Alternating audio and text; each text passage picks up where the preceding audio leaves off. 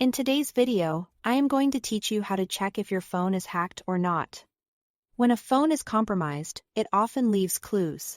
We will walk through what to look for and where to check in your settings so you can spot trouble early and respond with confidence. Start by paying attention to your battery and data usage.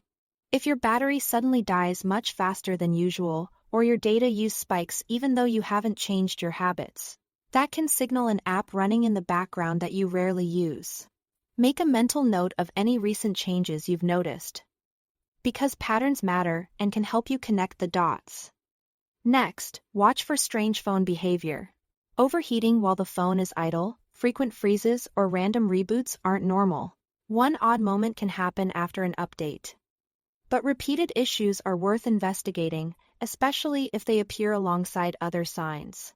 Now check whether any apps have powerful control over your device. On many Android phones, open Settings and look under Security or Privacy Protection. Then Special Permissions and find Device Admin Apps.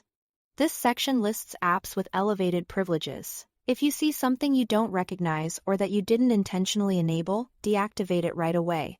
Device Admin Access lets an app lock your screen or resist removal, so only trusted apps should be there. If you are unsure about a name, look it up from a reputable source before you change anything. Look for new apps that appeared without you installing them. Open Settings, go to Apps, and review the full list. Scroll slowly and look for apps with strange or blank names, odd icons, or names that don't match anything you use. Some system apps can look unfamiliar, so take your time and focus on items that truly don't make sense or that you never installed. While you are in Settings, open the Battery section and check battery usage. This view shows which apps are consuming power. If an app you rarely use is near the top, or if something is using power constantly in the background, that's a red flag and connects back to unusual battery drain. Finally, run a Google Play Protect scan. Open the Play Store.